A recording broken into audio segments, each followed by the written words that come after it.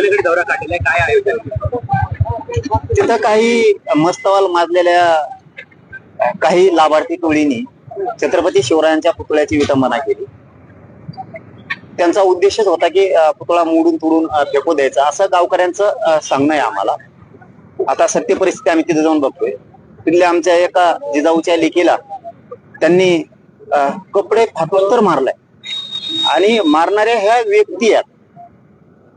म्हणजे लोकांनी तिथल्या प्रतिष्ठित कोणतरी लोक आहेत त्यांनी मारहाण केली. परत मारहाण केल्याच्या नंतर कपडे फाटल्याच्या नंतर सुद्धा बोललं गेलं की हिला हिचे व्हिडिओ काढून व्हायरल करा.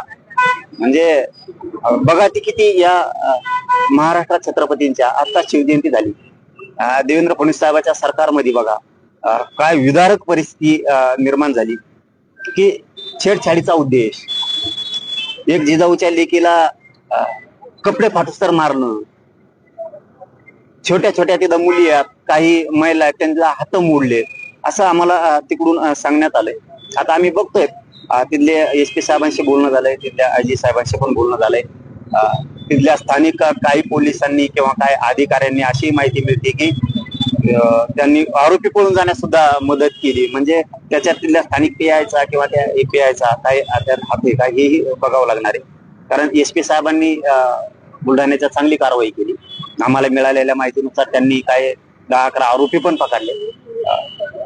चांगलं काम केलंय आणि त्यांनी SP साहेबांना असंही सांगितलं की राहिलेले पण आम्ही ठेवत नाही, पण गुन्हे काय लावले ते किती क्रूरपणानं केलेलं ते कृत्य हे आम्हाला तिथं गेल्याच्या नंतर लक्षात येणार आहे. SP साहेबांनी जरी अटक केलं असलं, त्यांनी चांगली कामगिरी केली असली, पुढेही त्यांनी शब्द दिला की एकही आरोपी आम्ही ठेवत नाहीत, सगळेचे सगळे जेरबंद करतो आम्ही.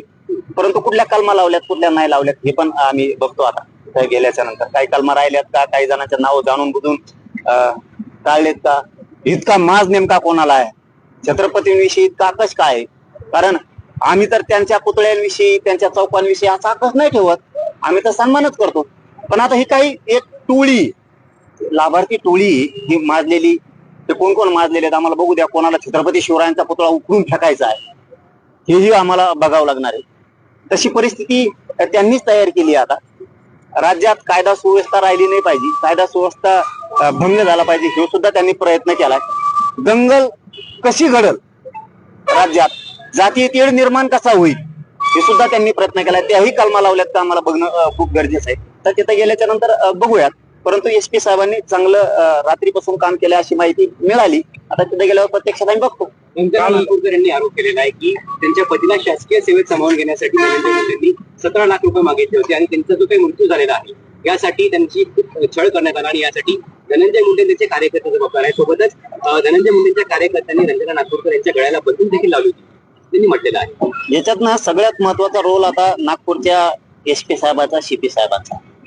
त्यांनी तातडीनं त्याच्यावरती गुन्हे दाखल करून चौकशीला सगळ्याला ताब्यात घेतलं पाहिजे. धनंजय मुंडे सगळेच. आता त्या माऊलीनी काय नाव सांगितलं हे बघा, एक विधवा माऊली आहे, तिच्याकडे लक्ष देणं देवेंद्र फडणवीस साहेबांचं काम आहे. कारण शहर त्यांचं आहे आणि त्यांच्या शहरातल्या एका महिलेवरती जर इतका अन्याय झाला तर ती दूर करणं फडणवीस साहेबांची जबाबदारी, SP साहेबांच्या नागपूरच्या जबाबदारी.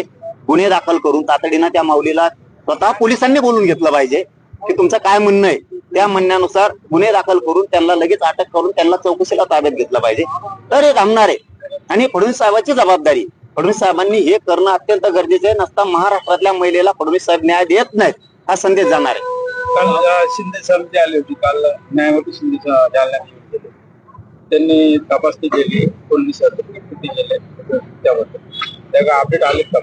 नाही, अपडेट आले नाहीत. पण काल मी विखे पाटलांशी बोललो की सारथीबद्दल असं का होतंय, आमच्याच योजना का कमी केल्या जातात, त्यांना शिष्यवृत्ती का दिली जात नाही या विषयावर चर्चा केली. शिंदे समितीला तुम्ही मुदतवाढ दिली पण शिंदे समिती नोंदी का शोधत नाहीये, किंवा तुम्ही शोधू नका म्हणता की काय सरकार म्हणून तुम्हीच मुदतवाढ देऊ. प्रमाणपत्र दिले जात का नाही, व्हॅलिडिटी का रोखल्या, बलिदान गेलेल्या कुटुंबाचे पैसे राहिलेले आणखीन का दिले नाही, म्हणजे तुम्हाला त्याचं सुद्धा राजकारण करायचं आहे का? मेलेल्या बलिदान गेलेल्या आमच्या बांधवांबद्दल की सहानुभूती तुम्हाला नाहीये का? अण्णासाहेब पाटलांचं आर्थिक विकास महामंडळ हे पूर्ण बंद पाडण्याच्या तयारीत आले, का निधी देत नाही तुम्ही, का परतावी देत नाही, LOI का सुरू करत नाहीत, याच्यावरती काल चर्चा केली. तुम्ही केसेस मागे घेऊ म्हणून 1 वर्ष झालं का घेत नाहीये?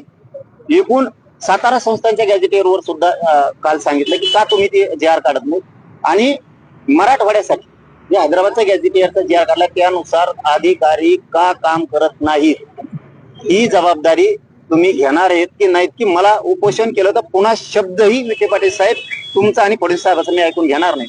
तर त्यांनी सांगितलं 26 तारखेपर्यंत सगळे विषय मार्गी काढायला आम्ही ताकदीनं काम करतो असं सांगितलं. म्हणून मी सुद्धा आता 2-3 दिवस शांत बघतो आता 26 तारखेपर्यंत हे सगळे विषय मार्गी काढतात का. 26 फेब्रुवारी. बरं, एक शेवटचा प्रश्न.